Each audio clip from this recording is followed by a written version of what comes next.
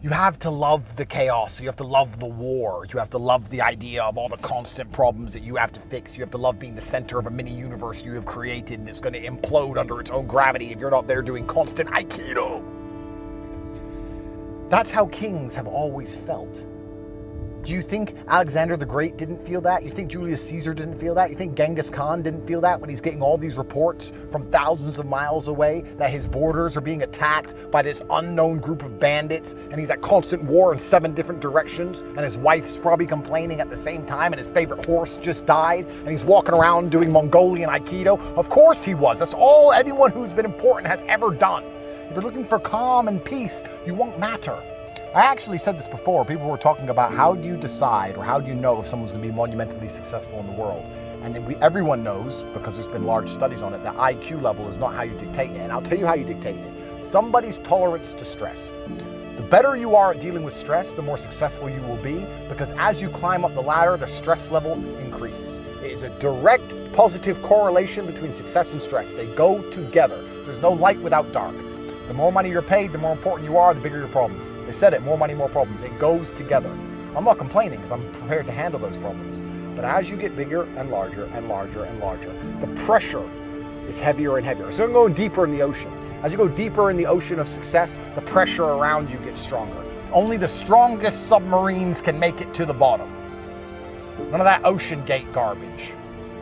Mr. fucking plywood. No, most of you are made of plywood. Or you try and blag it, you try and put it together cheap. Wonder why you get crushed at the bottom. You have to build your hull, build your skills, build your network, learn Aikido. Decide to become the kind of person who adopts as many problems that he can solve as possible, so once they're all solved, he reaps the rewards and builds a fantastically large empire with so much money you can't possibly spend it, internationally renowned and respected. Decide to be the guy who's never had a day off gym for an entire year. You know, I haven't had a rest day from the gym in years. Every day I train. Every day. People talk about how your muscles don't grow unless you're resting. I don't care. I go every day because I go to teach myself a lesson. And I don't want to go, and it's boring, and I'm busy, and every single day I still go, so I learn about discipline and pain and suffering. Even at my old age, with my long, difficult life, I'm still going to the gym every day to punish myself and show God that I am motivated and disciplined, and no matter what happens, I will not miss a single gym session ever. 1,000 push-ups a day in jail. And you wonder why I have everything I've ever wanted. It's actually fantastically easy. You just have to do things. Get up and actually try, actually work. Stop looking for shortcuts. Stop being a lazy loser. Stop being an idiot. Stop scrolling garbage and actually try, and you can have it. The universe is full of blessings. Let me explain to you how the universe works. The universe has this big bag of blessings. It's full of it. And it's sitting there going, let me find somebody who works hard and deserves blessings, and I'll get some blessings out the bag and give it to them. And the reason the bag's so full is because nobody works hard enough to deserve it.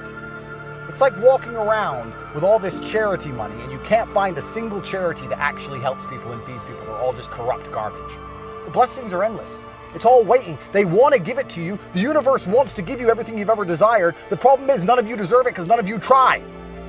It is waiting for you to actually put some effort in so that you light up like a light bulb as, hey, God, universe, I'm actually trying my best. I haven't missed a single gym session. I'm not being lazy. I'm not being stupid. I'm not lying. I'm not snaking my friends. I'm not scrolling social media. I'm not being a dork. I'm not jerking off. And then all of a sudden they'll come along and give you everything you've ever wanted. And you'll go, wow, that was actually fantastically easy. All I had to do was listen to Tate, stop watching all these other fucking nerds, stop doing all this other crap that's wasting my time. Just do as Tate says. Strong body, strong mind, work hard. Inside the real world, we teach you exactly how to make money. What more do you want? I've always been a believer in the struggles men have in their minds, and I've always spoke about it, and I've suffered with them myself. And this is one of the things when I say like depression isn't real, people say, oh, you don't understand. Let me counter that argument by saying, I understand very well. Me convincing myself and me deciding that depression isn't real is how I prevent myself from ever feeling depressed. And I've only constructed that mental model because I've been in situations in my life where I felt depressed. I'm not saying depression isn't real because I've never felt depressed. I'm saying depression isn't real because I've been very depressed. That people don't understand where my mindset comes from. I understand struggle and mental health and all these things. And yeah, jail was another chance to certainly touch on them, because in jail, in real life, when you have my kind of resource, you can distract yourself very easily. If you're sitting around and feel a bit mopey, if I'm sitting here and I'm a bit like, I can literally make a phone call and in 45 minutes be in the air on my way to anywhere on the planet with whoever I want to do anything I want. So you can distract yourself. I'm not saying it fixes all mental health, but it distracts you. Whereas in jail, you are stuck alone with your thoughts. And it was certainly a test of my mental resolve. And I would say that I passed. I did well. There was never a day where I broke down. There was never a day where I couldn't handle it. There was never a day where I was, I wasn't polite to the staff. I was very nice to everybody. There was never a day I couldn't hack it. It was certainly a test. And also, Tristan said this. I don't want to take his words, but he's true. You go through life telling everyone you're the baddest motherfucker there is. Sooner or later, someone's going to test you. You walk in the pub and you say, I'm the hardest man there is. Sooner or later, someone's going to fight you. Sooner or later. And life's like that. You want to be the top G and you want to go through life and say, I'm the top G. Then God's going to say, well, we're going to see if you deserve to call yourself the top G or not. We're going to put you in a Romanian jail cell. We're going to leave you there to rot. You're not going to know how long you're in there for. And the biggest mindfuck is I thought I was going to be in there for years. I had no idea. Everyone's telling me years. I thought I was going to be in there for years. So maybe God was just he was watching me and he was having a look and saying, you want to call yourself top G? Let's see. And I like to think I passed that test. So it is what it is. But yeah, I agree with you. In terms of mental struggles, yeah, they exist for all men. And I also think that's one of the reasons I'm so large. I talk about those things a lot. I talk about those things a lot with men and I help men with them. And I try and say to men overall that life as a man is pretty shit. And you're going to feel shit for a pretty large percentage of the time. But you're only going to ever escape that if you just perform regardless. You have to perform when you feel bad. As a man, you can't say, I will perform when I feel good. It doesn't work that way because our heads are too complicated and life's too complicated. There's too much on our shoulders and we have too much stress and too much pressure. Our heads are fucked. You have to be the kind of person who says, I perform regardless. I didn't miss a single day's training. I didn't miss a please. I didn't miss a thank you. I'm not saying I was happy. I'm saying I did exactly what I was supposed to do. The worst thing about prison, I think for everybody else, because there's a lot of men in there who were crying, a lot of men who were having mental breakdowns, I think it is the problem I didn't have, which is knowing that if you're a normal man, you go to jail, and they just pick you up and you go to jail. Who pays the rent? Who's feeding your kids? Who's your wife sleeping with? Life gets hard for all the external things you could no longer control, things that were your responsibility. I was lucky I didn't have those problems, and when I spoke to people, most people's issues were things that were happening on the outside, and I felt really good knowing that my life is set up in a way where even if I'm plucked from it, it operates. And I set that up because I thought they were going to kill me. Even to this day, if they shoot me right now, everyone around, everything would be okay. I don't have to exist for my life to function. So that was fantastic about jail.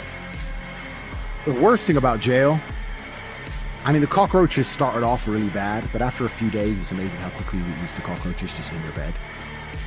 You're just like, just kick them out the way. That was kind of bad.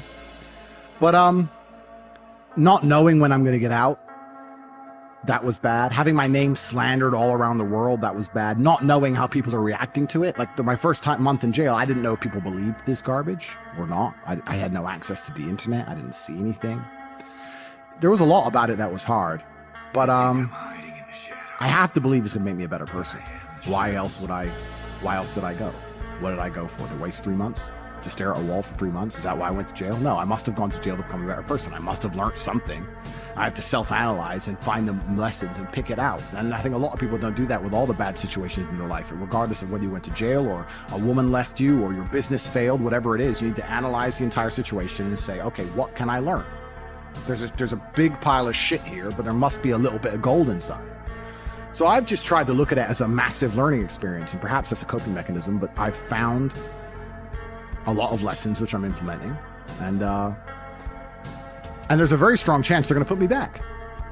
Not because I'm guilty, because I haven't done anything wrong, but because I'm currently in the middle of a judicial system. I'm in the judicial system of a country. I don't truly understand the language. I don't understand the judicial system. I don't understand the charges against me. I don't understand how any of this can be legal. I don't understand where it's come from. I don't understand the evidence they believe they have. And here I am stuck in this process, and who knows how it's going to end. There are moments in your life that you feel overwhelmed by life, by people, by your own circumstances, by struggles. We all get knocked down in every aspect of life. Life has a way of humbling you. Life will make you shut up. Life will mute you. You're gonna feel awkward and stupid and dumb sometimes. At times you won't want to come out the house. There are times you'll be feeling bad and don't know why. What's wrong? I don't know. Just leave me alone. You will cry. You're going to fail, and you're going to be in your head. You're going to be saying, I'm not good enough. But it's okay. It goes with the territory. It's a part of the deal. The real challenge of growth comes when you get knocked down. You got to get messed up sometime. You got to get dirty. You got to get your feelings hurt. You got to get disappointed. You're going to ask somebody for some money. He going to tell you no. That's just dirt. How you handle it, that's where the growth takes place. You want to take responsibility for your life. I got me here, I can get me out of this. If somebody came and knocked you down, there ain't nothing you can do about it. But if I come back a week later and you're still on the ground, we got a problem. You can decide that you're going to change, that you're not going to be a wimp. The way you were born, what happened to you is not your fault. But doggone it, you still on the ground after 20 years? See, you get tripped out because you got dirt on you. But you need dirt on you to develop. If you get knocked down, there's nothing you can do about it. But getting back up has every single thing to do with you. Don't you give up on your dream. Don't you do it. Don't you do it. Don't you do it. See, you get mad when haters come your way. You get mad because you get a setback. You get mad because they talking about you. That's dirt. You are not the only person that's been through a divorce, boo. Get over it. You're not the first one they let go of. You won't be the last one. The question is, what you gonna do about it? I'm not going to be a volunteer victim. You can decide that you're going to stand up to life. I just need you to identify what your pain is, and then I need you to ask yourself what you're gonna do about it. And maybe you've been knocked down in your life and it seems like, hey, the fight is over. It is not over unless you quit. You can permit it to let it hold you down, or you can decide, I'm not going to let that happen to me. You have a choice to either give up or get up. You got to get gritty, man. You got to develop some dog in you. You can decide, I'm going to work on myself and develop myself. I'm going to empower me. You have to learn to turn and look at every obstacle as an opportunity. I will not give up. Every time I get knocked down, I will get back up and I will succeed. I love myself enough not to be trapped in the same doggone spot for the rest of my life. No pain, no gain. Pain has a purpose. Your pain ain't permanent. It might last for a second. It might last for a minute. It might last for months. But sooner or later, if you do not surrender, if you do not give up, it will subside. Don't go through it, grow through it. And as pain leaves your body, guess what's going to take its place? Success. You cannot build anything that won't bring a battle. And if you're going through a battle right now, it's only because you're building something. Stop running from your pain and embrace your pain. What will you do with your pain? Will you let it break you, or will you let it redefine you? Your pain is going to be a part of your prize. I challenge you to push yourself. You want affirmation, look yourself in the mirror and say, I think I can. I know I can. You've got to decide to be relentless. You've got to decide never to give up. Do whatever it takes. You your biggest driver. You've got to find some reasons within yourself that will give you the stamina when life catches you on the blind side to keep on calling and coming back again and again and again. You see, the fight's not over if you've been knocked down. It's only over if you quit. Because life is a fight. It's a fight for integrity, your goals, your dreams, your ambitions. So every morning, I've got to wake up and I've got to fight. You gonna quit, or you gonna make it to your silver? You gonna quit, or you gonna make it to your goal? So you can stop waiting for it, you can stop wishing for it, and you can get on with the rest of your life. I got to fight for my dreams. I got to fight for character. I got to fight for integrity. When you get to the point where enough is enough, doors start opening, opportunities start happening. But what you cannot do is you cannot quit during the process. All I'm saying is don't quit. I didn't say don't rest. Mentally, you can stay connected. But to win fights, you gotta have stamina. You gotta be ready to fight and bounce back. You better not feel sorry for yourself. You better get up and fight. And some of you are not successful because every single time you run up against a trial, you stop. I need you to match whatever effort the enemy is putting up. Match the doggone efforts. I'm gonna think, I'm gonna execute, and I'm gonna win. And that's how you get to the next level. You cannot give up because it ain't what you see. You cannot give up. It's when you have nothing left. It's when you depleted all your money. When you have nothing left, that's when it's showtime. At the end of rain is your promise. So stop crying about it and use your energy to get through it. When you find a way out of no way, when you find breath that you don't have, when you want this thing as bad as you want to breathe, that's when you find a way. I cannot stop what happens to me, but I can dictate how I respond.